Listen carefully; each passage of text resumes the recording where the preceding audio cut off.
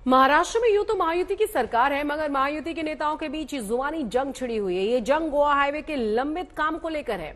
दरअसल शिंदे गुट वाली शिवसेना के वरिष्ठ नेता रामदास कदम ने शिंदे सरकार में मंत्री और बीजेपी के नेता रविंद्र चौहान पर टिप्पणी की तो सियासत सुलग उठी। आलम यह हो गया कि इस जंग में डेप्यूटी सीएम देवेंद्र फडणवीस को भी कूदना पड़ा है।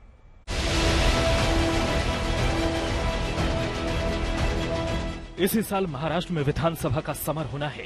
जोर आजमाइश होनी है कि किसमें कितना दम है। शिवसेना और एनसीपी में टूट के बाद ये देखने का रण है कि जनता पर पार्टियों में टूट का कितना असर है, और इसीलिए महाविकास अघाड़ी पूरा दमखम दिखाने को तैयार है। मगर चुनाव से ठीक पहले महायुति के नेताओं में आपस में ही जंग छिड़ गई है। शिंदे गुट वाली शिवसेना के वरिष्ठ नेता रामदास कदम ने शिंदे की ही सरकार में मंत्री रविंद्र चौहान पर आरोपों के तीर छोड़े हैं।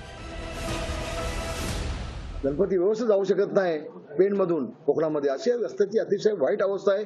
14 वर्ष होऊन गेली, आम्ही काय पाप केले असा प्रश्न माझ्या मनामध्ये आहे। आणि म्हणून स्वतः आता मुख्यमंत्र्यांनी कबूल केलंय, देवेंद्र फडणवीस साहेबांनी कबूल केलंय की आम्ही दोघे आता लक्ष घालतो आणि शक्यतो लवकर रस्ता आम्ही बनवून घेतो।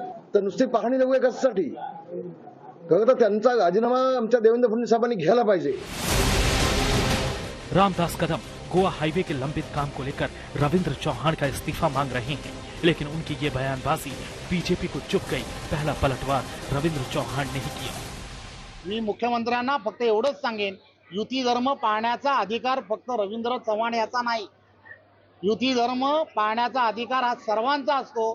जशास तसं उत्तर द्यायला रवींद्र चव्हाण हा समर्थ आहे। भारतीय जनता पार्टी म्हणून फार सौजन्याने राहण्याचा माझा स्वभाव आहे, परंतु जर मी सौजन्य सोडलं तर अतिशय वाईट पद्धतीने वागायला मी तयार आहे। त्यांनी कधी ते सांगावे। चोट सीधे दिल पर लगी थी, और सिर्फ रविंद्र चौहान ही नहीं, पूरी बीजेपी के दिल पर। तभी तो डिप्टी सीएम देवेंद्र फडणवीस को भी बीच में आना पड़ा।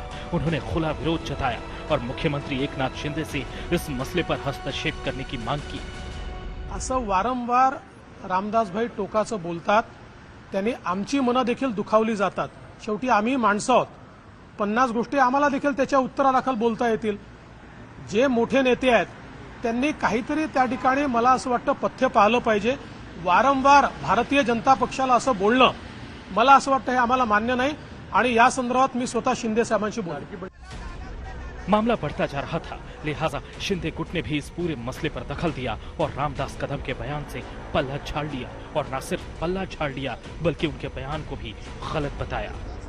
लेकिन आपके पार्टी के वरिष्ठ नेता रामदास कदम वो भी कह रहे हैं कि बीजेपी के जो मंत्री है वो उन्हें बहुत परेशान कर रहे हैं, उनके खिलाफ वहां पर नारेबाजी की जा रही है। कहीं ना कहीं महायुति में सब कुछ ठीक नहीं चल रहा है, इस तरह का चित्र देखिए। ऐसा नहीं है। रामदास कदम साहब ने जो स्टेटमेंट किया, मुझे लगता है ऐसे वक्त उन्होंने ये स्टेटमेंट करना जरूरी नहीं था। ये वक्त नहीं है, ये चुनाव का वक्त है। ऐसे दौर में जाहिर स्टेटमेंट देना ठीक नहीं है, वो नेताओं के कान पे बात डालना चाहिए, और उन्होंने किया है, उसका हम समर्थन नहीं करते।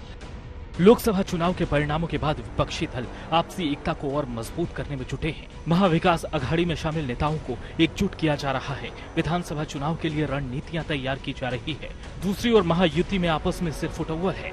देखना होगा कि महाराष्ट्र में विधानसभा चुनाव की तारीखों के ऐलान के पहले क्या महायुति अपने घर को संभालने में सफल होगा। दूसरा सवाल ये भी कि क्या एकनाथ शिंदे अपने नेता के जुबान पर लगाम लगाने की कार्रवाई करेंगे। ऋत्विक भालेकर, मुंबई आज तक।